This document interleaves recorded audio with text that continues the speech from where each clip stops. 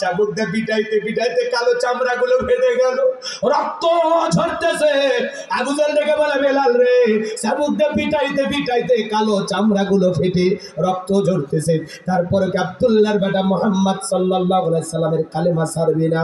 হযরত বেলাল দেখে বলে আবু জাহেল রে, মারতে মারতে যদি মেরেও ফেলে দাও জীবনটা দিতে রাজি, বিশ্ব নবীর কালেমা ছাড়তে রাজি নাই। চিৎকারে মেরে বলেন সুবহানাল্লাহ। এইবার আবু জাহেল দেখে বলে বেলালের পায়ে রশি লাগাও। হযরত বেলালের পায়ে রশি লাগাইয়া আরবের উত্তপ্ত গরম বালিগুলো এত গরম, চাল দিলে মুড়ি হয়ে যাবে এত গরম, সেই উত্তপ্ত গরম বালিতে ছেঁচড়াই নিয়ে ঘোরা গেলো, বাবলা গাছের কাটা গেলো, জিব্বার বিরুদ্ধে পেরেকের মতো মারা হলো। এত জুলুম নির্যাতন করার পর বিকেল বেলা ডেকে বলে বেলাল রে, চাবুক দিয়ে পিটাইলাম, পায়ে রশি লাগাইয়া নিয়ে ঘুরলাম, বেলাল রে এত কষ্ট করে দেওয়া হলো, তারপরে কি নবীর কালেমা ছাড়বি না? হযরতে বেলাল ডেকে বলে আবু জাহেল রে, মারতে মারতে যদি মেরেও ফেলে দাও, বেলাল নিঃশ্বাস থাকবে যতদিন, বেলাল ইসলামের পথে টিকে থাকবে ততদিন। বলেন আল্লাহু আকবার। আবু জাহেল এইবার ডেকে বলে যুবকেরা যাও, কয়েকজন মিলে বিশাল বড় একটা পাথর নিয়ে আসা বেলালের বুকের উপরে চাপায়া দাও। বিশাল বড় একটা পাথর নিয়ে আসা হযরতে বেলালের বুকের উপরে যখন চাপায়া দাও হলো বাজান, আবু জাহেল ভাবলো এই পাথরের চাপার আঘাতে বেলাল মারা যাবে, এই কথা ভেবে কাফেররা চলে গেল। হযরতে বেলালের বুকের উপরে পাথর, চোখের কোনায় পানি, এরপরেও জিহ্বা নাড়ায়া জিকির করে কার? আরো জোরে বলেন তো কার? আপনাকে জিকির করার জন্য তো কেউ পিটায় না, নামাজ পড়ার জন্য কেউ তো পিটায় না, এরপরে আমরা কপাল পরা মুসলমান আল্লাহর জিকির করি না। জিকির করার জন্য আলাদা সময় লাগে না, রিক্সা চালাতে চালাতে জিকির করা যায়, ফ্যান চালাতে চালাতে জিকির করা যায়, দোকানদারি করতে করতে জিকির করা যায়, জমিতে কাজ করতে করতে জিকির করা যায়, পথ চলতে চলতে জিকির করা যায়, যেখানে যে অবস্থায় থাকি সর্বদাই জিকির হবে কার? হাদিস শরীফের ভেতরে আসছে যার জিহ্বাটা আল্লাহর জিকিরে ভিজা থাকে ওই জিহ্বাওয়ালা মানুষ কোনোদিন জাহান্নামের আগুনে চলবে না। চিৎকারে মেরে বলুন সুবহানাল্লাহ। আযকুরুনি আযকুরুকুম ওয়াশকুরুলি ওয়ালা তাকফুরুন। বান্দারে তোমরা আমি আল্লাহকে স্মরণ করো, আমি আল্লাহ তোমাদেরকে স্মরণ করব। তাহলে সব সময় জবান দিয়ে জিকির হবে কার? আল্লাহ। আরো জোরে বলেন কার? এত নির্যাতন জুলুম করা হয় তারপরে আল্লাহর জিকির ছাড়ে? জিকির করার জন্য পিটানো হচ্ছে আর আপনাকে জিকির করার জন্য ওয়াজ করা লাগে, এটা দুঃখ না? আপনি মুসলমান, সবসময় জিকির হবে কার? আল্লাহ। ভালো করে বোঝার চেষ্টা করবেন বাজান গো আমার। হযরতে বেলাল বুকের উপরে বিশাল বড় পাথর, এরপরে জিহ্বার আল্লাহর জিকির করে, চোখের কোনা দিয়ে পানি পড়তেছে আর আল্লাহকে ডেকে বলে আল্লাহ তুমি তো সেই আল্লাহ ইব্রাহিমের জন্য যদি নমরুদের আগুনকে ফুলের বাগান বানায় দিতে পারো গো আল্লাহ, বুকের উপরে পাথর থাকার কারণে তোমার মতো মালিকের জিকির করতে বড় কষ্ট হয়, আল্লাহ তুমি কি পারো না বেলালের বুকের পাথরটাকে তুলার মতো নরম বানায় দিতে? হযরতে বেলাল দোয়া করতে দেরি, আসমানের মালিক আল্লাহ দোয়া কবুল করতে দেরি করে নাই, বেলালের বুকের পাথরটাকে আমার আল্লাহ তুলার মতো নরম বানিয়ে দিয়েছেন। বলুন সুবহানাল্লাহ। হযরতে বেলালের নিঃশ্বাসের সাথে পাথর ওঠে আর নামে, বলেন আল্লাহু আকবার। আশিকে রাসূল বেলাল, নবীর পাগল বেলাল, নবী যখন মক্কা নগরীতে পথ চলতো একবার ডানে যায় একবার বামে যায়, আর ডেকে বলেন বিশ্ব নবী ডেকে বলে বেলাল একবার ডানে যাও একবার বামে যাও, ব্যাপারটা বুঝি না। হযরতে বেলাল ডেকে বলে নবী গো আপনি কালেমার দাওয়াত দেন, ইসলামের প্রচার প্রসার করেন, ওই কাফেররা হলো আপনার শত্রু, আপনাকে টার্গেট করে যদি তীর নিক্ষেপ করে নবী, আমি মনে করি ডান থেকে তীর নিক্ষেপ করলে ওটা যেন আমার বুকের ভিতরে ঢোকে, আবার বাম দিকে যায়, মনে মনে ভাবি বাম থেকে যদি তীর নিক্ষেপ করে ওই তীরটা যেন সর্বপ্রথম আমি বেলালের বুকের ভিতরে ঢোকে, আমি বেলাল মারা গেলে ইসলামের ক্ষতি হবে না, আপনি নবী মারা গেলে ইসলামের মাথা উঁচু করে দাঁড়াইতে পারবে না। নিজের জীবন দিয়ে আগলায় রাখতেন রাসূলকে বেলাল। বলেন আল্লাহু আকবার। বিশ্বনবীর যেদিন ইন্তিকাল হয়েছিল হযরতে বেলাল কেমন করেছিলেন জানেন? ছোট্ট বাচ্চার মতো ফুপিয়ে ফুপিয়ে কান্না করে, অঝরে চোখের পানি ফেলে আর কান্দে, আর দেখে বলে আমি আর জীবনে কোনোদিন আজান দেব না। আমি আজান দেওয়ার পরে বিশ্বনবী মুহাম্মদের মুসল্লায় দাঁড়াবে না, আমি বেলাল আর কোনোদিন আজান দেব না। সাহাবা ইকরাম ডেকে বলে বেলাল এমন ভাবে কথা বলো না, তুমি সবর করো, ধৈর্য ধারণ করো, একটু শান্ত হও। হযরত বেলাল কারো কথা শোনে না, বলে আমি মদিনাতে থাকবো না, নবীও নাই, আমি মদিনাতে থাকবো না। মদিনার অলিতে গলিতে রাসূলের সাথে হাজারো স্মৃতি, আমি পাগল পারা হয়ে যাব। বিশ্বনবী সোমবারে তিনি ইন্তেকাল করলেন, তাম পৃথিবীর উম্মতকে কাঁদিয়ে মদিনার সবুজ গম্বুজের নিচে আজ আপনার আমার নবী শায়িত।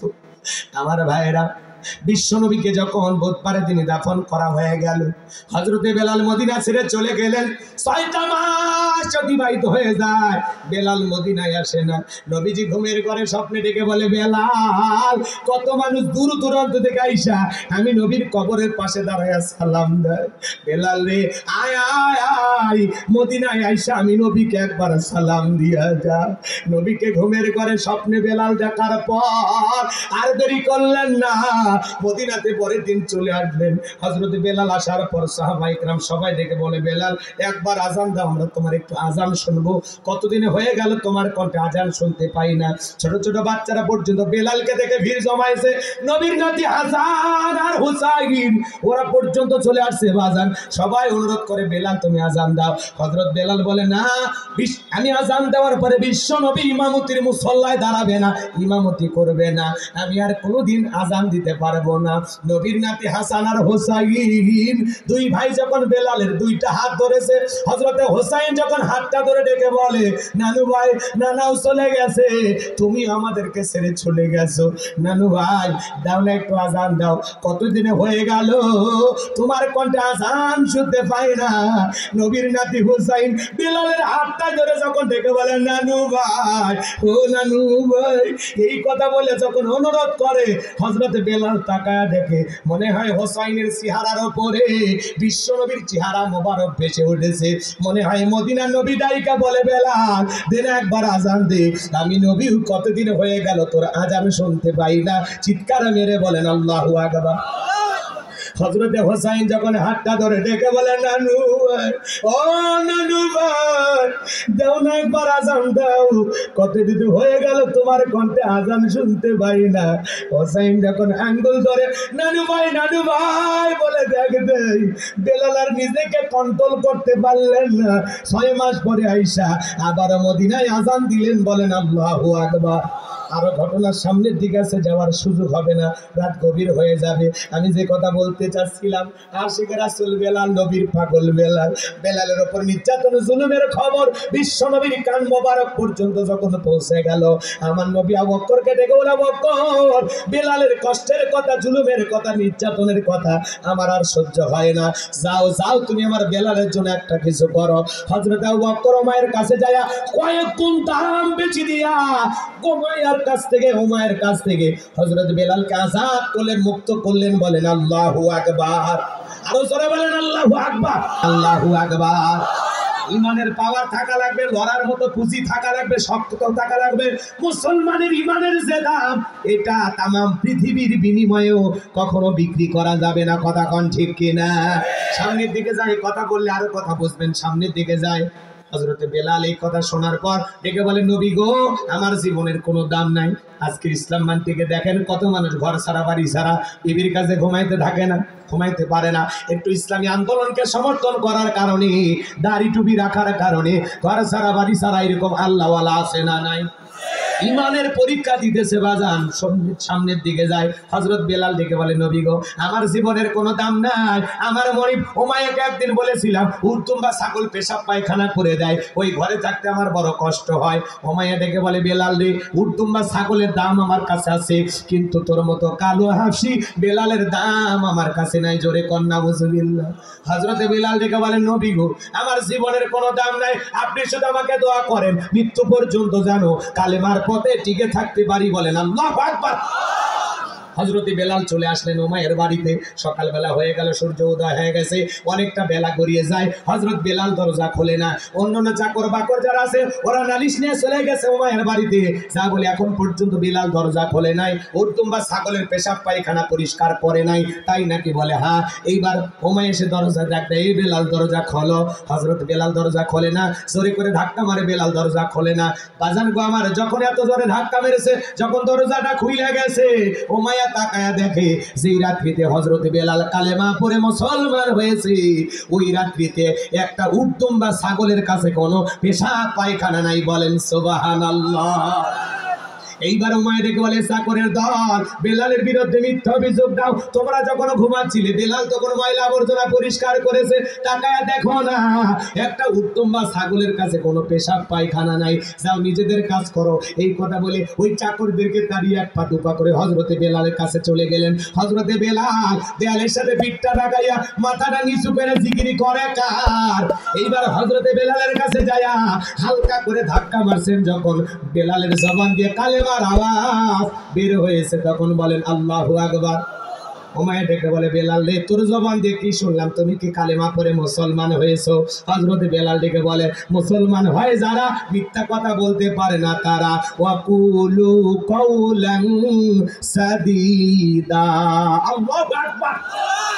মুসলমানেরা সবসময় সত্যবাদী হবে, মুসলমান কোনোদিন মিথ্যাবাদী হতে পারে না। মিথ্যাবাদী আছে না নাই? ছিলাম।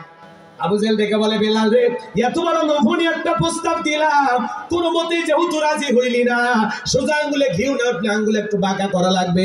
এই কথা বলে যুবকদেরকে লিলিয়ে দিল, চাবুক দিয়ে পিটাও।